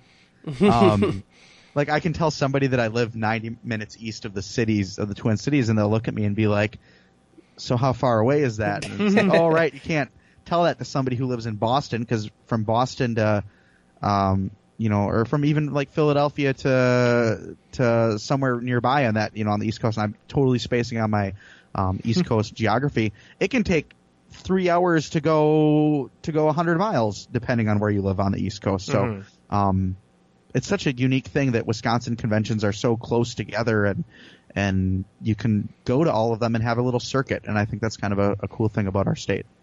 Yeah, and we even visit some of the ones in Chicago. We get we can hit up quite a number of Midwestern. Basically, anything touching Wisconsin is still only about 4 hours away. Yeah, it's done us very good, and we're very excited to do more and do more at them. So, I would love to continue, but I realize we've been at this for almost an hour. For you, you're such a pleasure to talk to. But we're going to wrap it up here. If there's any final stories you want to share, or just want to pimp out your iTunes album or any other projects you might be working on, I want to give you that chance. Everybody's Having So Much Fun is on Spotify. It's on iTunes. It's on CD Baby. It's on everywhere. Really big in Belgium right now. I still don't understand how that happened. People listen to that shit in Belgium all the time. Must hit home somewhere. It must be attracted to them somehow. And then, I'm just doing things here and there. Keep an eye on my Facebook page and go to stuff that I do. Yeah, and guys, I cannot recommend it highly enough. Everybody's having so much fun. First stand-up is very funny, especially you don't have to be into the nerd scene to get it, but if you are, it's even better. It's just a great, funny guy and a nice guy, so he deserves it. Couldn't think of it. Don't you ah me? Don't you ah me? Go on. No, seriously, better. Go on. Keep no, it but going. seriously, go. Get my ego meter up. No, it's running low lately.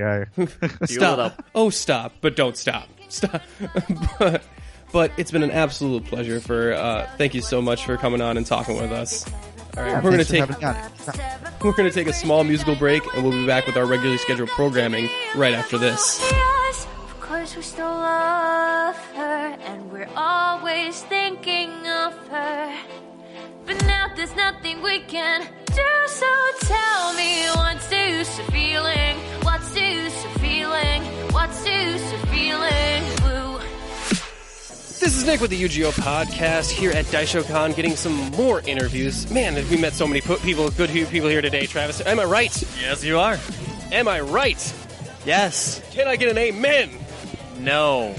Okay. My friend here, he is just not as excited to meet you as me, but that's fine. He's kind of a jerk like that. But we have a lovely art booth here that is absolutely amazing. It's got some great, cute art prints and buttons, and I see coasters or some sort of like, is that the coasters? They're coasters. Oh, I They're got it. tile, Yes. thing, yep. Very, very cool. And we have the artist here, or one of the artists, because you share this. We have Judas. And who's your partner? Angela. Okay. And do you have a shared booth name, or do you operate under a name? Our name is Media by Moonlight. We primarily work off Etsy and Facebook. Oh, very cool. Okay. So, Media by Moonlight. Why don't you come up with that name? So, I really like, what's the word?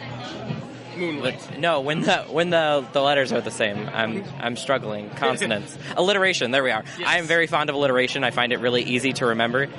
So we were trying to come up with something that was lunar-esque because that's more of Angela's identity, is just in purples and blacks. So we picked out some synonyms, lunar, moon, whatever, found some alliteration, and then made a cool logo for it. Our logo's actually a crescent moon that has a hole in it like a thumb, like a palette, and it has little paint splotches all over it. It's pretty nifty. Okay, that's very cool. I like that her identity is wrapped up in purples and blacks, make me think her inner soul is Raven or something. Yeah, that's about right. I like it. Very, very nice. So I see some My Little Pony thing right here. I see some other, genre stuff. Do you have a particular favorite type of show or something that you like to draw inspiration from? So I primarily draw from like video games I like, all indie developers, RPG Maker type-esque things. We watch a couple of TV shows and we stem information from that, but I think a lot of our art, almost all of our art, is original characters because I like to write short stories and novels and stuff. Oh, okay. And then we just work off of commissions. Like if you're looking for fan art, we love drawing fan art. It's just not what we main. Sure. Okay, so I know you're kind of at, you're kind of static here, and then you can't really visit a whole bunch of the con. But, you got a whole alley where it's the people just going right by. Have you seen anything really cool, any cool cosplays, anything like that? All right, probably at least 70 people have mentioned this. I know you got the Dalek in one of your scripts. I don't know how the guy built that thing, man. That is absurd. And we got the Doug Trio. There's these 3 guys running around shirtless, like with friggin' Doug Trio helmets on. That was rad. I mean, I've been an attendee here for at least 6 out of the 10 years they've been going on, and it's one of my favorite cons. Yeah. we quite enjoy it too. Now, would you say that anything is moving in particularly well for you, like the buttons versus the prints or anything like that? I've gotten 2 commissions so far. Oh, okay. I think what's moving the best would be our coasters. I've sold like 4 of them. We just do like tile with oil-based paints and then water sealant. So that's kind of very nice. For sure. I do like them, yeah. Well, this is pretty cool. What is this crow here? I like it. This crow is actually... it's reminding me of something specific, but I can't put my finger on it. It's from Batman, actually. He has a little tag on his foot that says J. Crane with, like, a serial number. Yes. Jonathan Crane has a pet crow named Nightmare. Oh, and that's who that is. It was driving me nuts. I was like, I know this crow. I know this bird. Where is... Like, this bird has to mean something. I'm sure of it. Wow, that actually is really cool. Very subtle. I like it. Well, you know what else I like? I like this interview. I like you. I like talking with you. Thank you. But unfortunately, we're going to have to bring it to an end. I got to go talk to some other cool people. Awesome. So this has been an absolute pleasure. Thank you so much. Pleasure. Thank you. Have a great rest of your day. And a great rest of your con. This is Nick with the UGO podcast, getting some more interviews here, some more art interviews in particular. And boy, howdy, do I have an art interview today, because I am talking with... my name is Ashley, and my URL online is Deck It Out. Was it Deck It Out? Deck It Out. Deck It Out. Very neat. And I suppose you were encouraging people to check it out at Deck It Out. Yep, that's the fun. I see it. It works. It's a marketing genius right there. It does indeed write itself. Anyway, yeah, something about your booth visually struck me.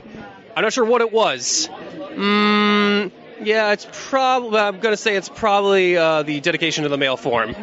I really, I got to tell you, the whole reason we're doing the interview is probably because of the Baywatch Beaches Ain't Easy with the Overwatch characters. I love that. I want it so bad. So what was the inspiration behind that? I got really excited when the Summer Sins came out, because I know Jeff was talking about, we got a really big treat for McCree fans, and as a McCree main, when that came out, I bought loot boxes until I got the skin, and then I had to make a print to pay for it. Yeah, for those of you listening, she has some great prints over there of McCree, and kind of like a spread out there.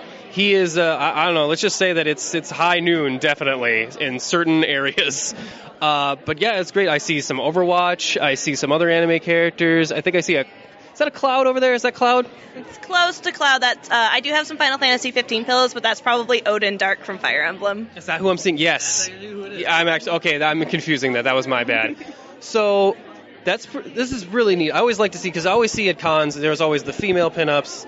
I like to see that. So this one is always visually distinctive, and I kind of like it. What made you like decide to make the body pillows and have that kind of like stand out? Was it kind of the intention to stand out then?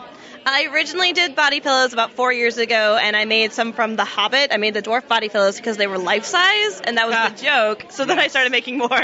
That's great. That's what an origin story. Yes. Literally working your way up. I love it. So obviously you're kind of stuck there at the booth. I mean, but the con does kind of come to you. Yeah. Have you seen anything really cool? Any cool cosplays or something kind of walking through? Yeah, I've been really surprised because this con is pretty small, because this is my 20th one I've done this year. Wow. And, yeah. You are a pro. I do this a lot, yeah, and I've seen a lot of really awesome Overwatch cosplays that have come by. I saw a full Reinhardt suit and everything. You saw that guy. And that guy was pretty dope. Oh yeah, he's got the fingers he got it in there that he can actually move each individually. Super badass. There's a Riptire in front of us. There's a Riptire. Oh yeah, okay. I love coming to conventions just like these. This one's probably one of the bigger ones we actually do hit. Okay. I don't think the only one bigger we've done was ASIN. ASIN is the third biggest in the country.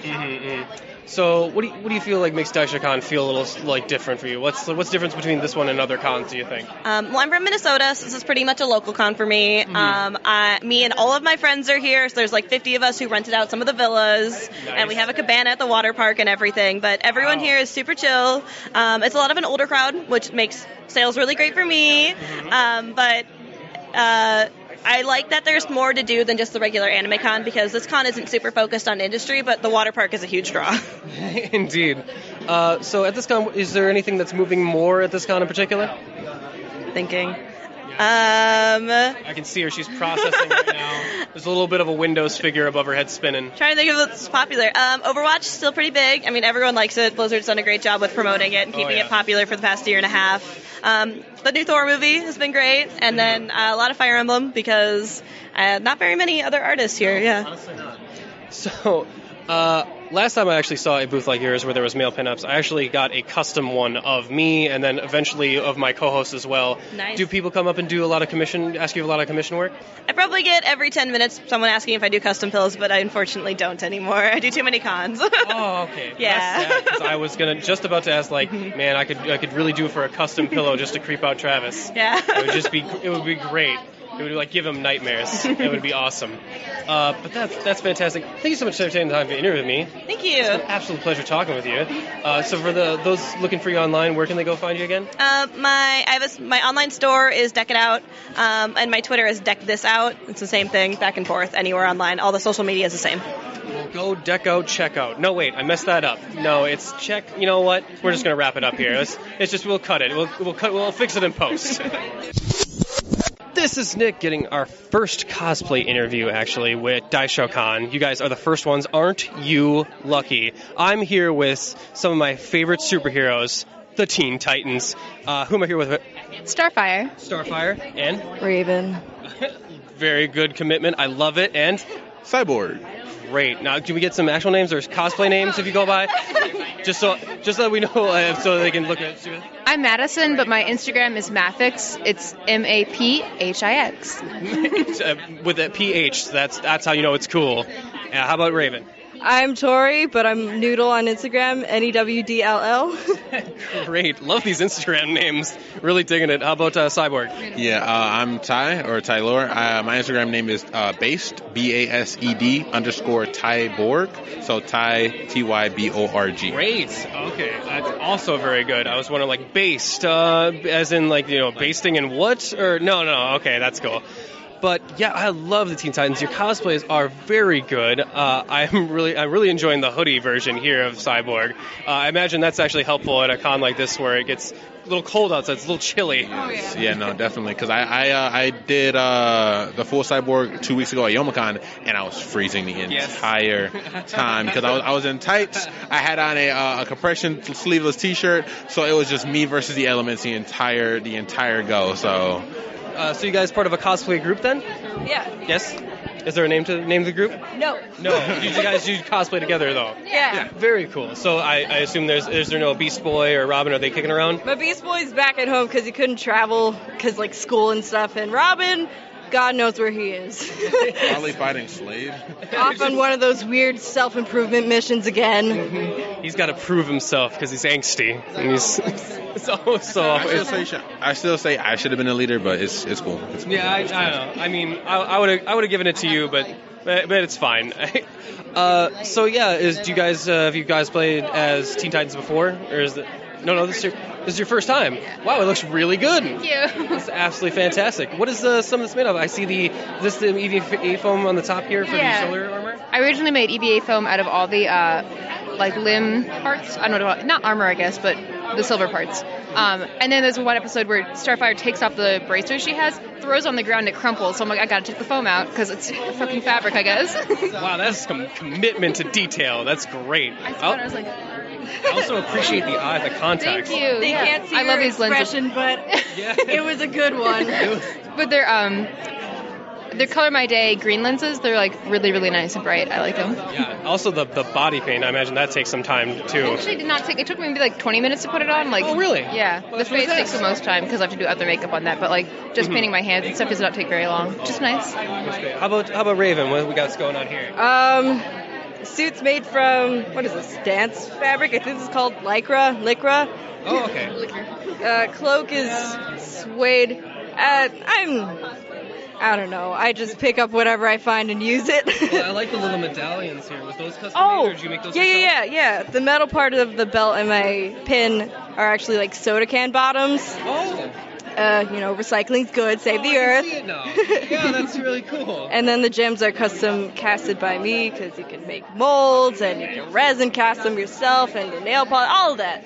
DIY, gotta do it. Well, that's fantastic. How about the face paint there? How long does that usually take? The face paint usually, depending on how steady my or whoever's hand is doing it, maybe like 30 minutes, 45 minutes. So you can do it yourself? Yeah, I can do it. I've actually trained myself to do it because my Raven actually used to do it for me all the time, but I can't always expect her to just drop everything and do my face. So I've learned to get a little bit better, and she just like corrects what I mess up. So very cool. How are you guys enjoying Daisho Con so far? We've been out on the con floor for probably an hour. So we're still wandering. Oh, okay. Trying to find stuff to do. We're gonna find stuff to do. I like that. Is it your first time at Daisho Con?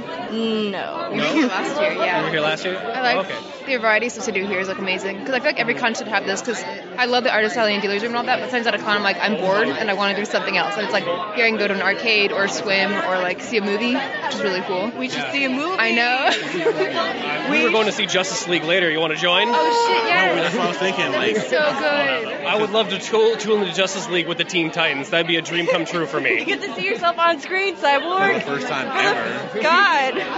Finally getting promoted to the big leagues. My man. Yeah, it only took 15 years. Just 15 years. Like, I'm actually very excited to see Cyborg in a new movie. It was actually, I don't think a lot of people like how they're doing the suits because I actually was walking in my Cyborg cosplay at Yomicon 2 weeks ago, and some guy walked past, and I heard him muttering, "Still looks even better than the Justice League Cyborg," which was just like, wow, like. I'm doing my best, but like, wow, there's some salt there. I think that has more to do with people being very salty about the design of Cyborg in the movie, but it is a good costume, good cosplay. I like it a lot. If you guys cosplay, is any other group cosplays? We do Gorillas, that one animated band. I love Gorillas. I do too. Fantastic. Who are you? Noodle. Noodle. Yes, because you're I should have guessed. How about you? I assume you're Russell. Makes sense. Yeah. And our Starfire, who's previously occupied, what's she usually? She hasn't done Gorillas with us. Oh, okay. It's another group. I swear we've done something else with her before. Oh, okay. We always swap and switch Steven who's Universe. cosplaying. Yeah, Steven Universe, Life is Strange. My God, you guys, and me, we could totally get along because you are naming all my favorite shows right now. I could totally do some Steven Universe. Do it. We are the crystal. No, don't threaten me. I will do it. Do it. I will do it. Do it. And he's joining in. Weekends will always find a way. He's doing the whole thing. That's why the I don't have my people ukulele. of this world believe in garnet, amethyst, and pearl. And Steven. Oh, I just wanted to join in on the Steven part. I understand. That's where I wanted to go in on. Well, thank you guys so much for taking the time to interview with me. It's been fantastic talking with you. Fantastic. And we'll get you guys some cards. Have a great day and a great rest of your con.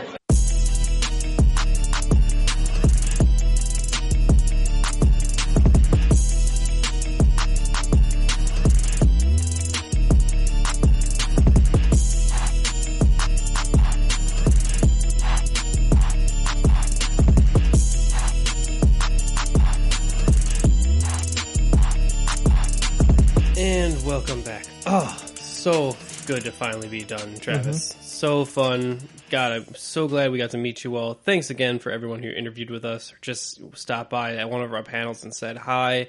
You guys are the reason that we do this. And, of course, my giant ego. But mostly it's you guys. It's, 50-50. 75-25. The point is that you guys help. And it's really awesome. You guys are really cool. I can't even express all the friends I've made over this past year alone. Part of the 3 years that we've been doing this, Right. I can't even count as many. But yeah, the community at cons, it's really special. It's basically the reason why we do these con episodes, even though they're kind of a pain in the ass. And the editing department, it's because we have so much fun. And loss of video. Just don't even start on that fucking video editing. But it's all worth it because we get to talk to fucking amazing people just like you and interact with you. And yeah, we're going to lose at trivia. And lose at trivia. And we're going to be doing even more of that in this next year because I got plans to do more panels, more video, more booths, maybe even merchandise. We're looking into that right now. Hopefully we can kick that up by March maybe even earlier. We're not sure. It's all very exciting new territory, and I'm super excited going into this holiday season. You know what I'm excited for, Nick? What are you excited for? Well, the fact that we have gone through this whole entire episode without a con joke. So, congratulations. Yay! And we finish it off on a pun, and I'm not even mad about it because it feels right. It feels good. So if you're interested in helping out the podcast, subscribe to us on that iTunes. It helps us out there. You can also listen to us on Google Play, and I believe we're up on Stitcher for Android users and stuff like that. But if you are on iTunes, you want to give us one of those 5-star reviews, we do appreciate them. Be like Tyler, give us a 5-star review. Give us a really weird one that we can read on the air and make absolute fools of ourselves. That's what we enjoy the most. That's why we keep doing it every week, is making fools out of ourselves. Follow us on Facebook, on Instagram at UGO Podcast. Our Twitter is the same thing.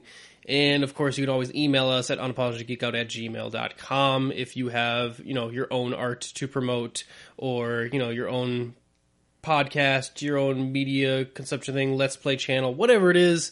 We would like to talk to you about it. Be on the show. Be an unapologist with us because you never have to be sorry about things you love. And with that, we're going to bring this one up to an end, my friend. It is over. It's done. It's over, isn't it? It is indeed. It is. And like that, we are Unapologetic Geek Out, and we're out.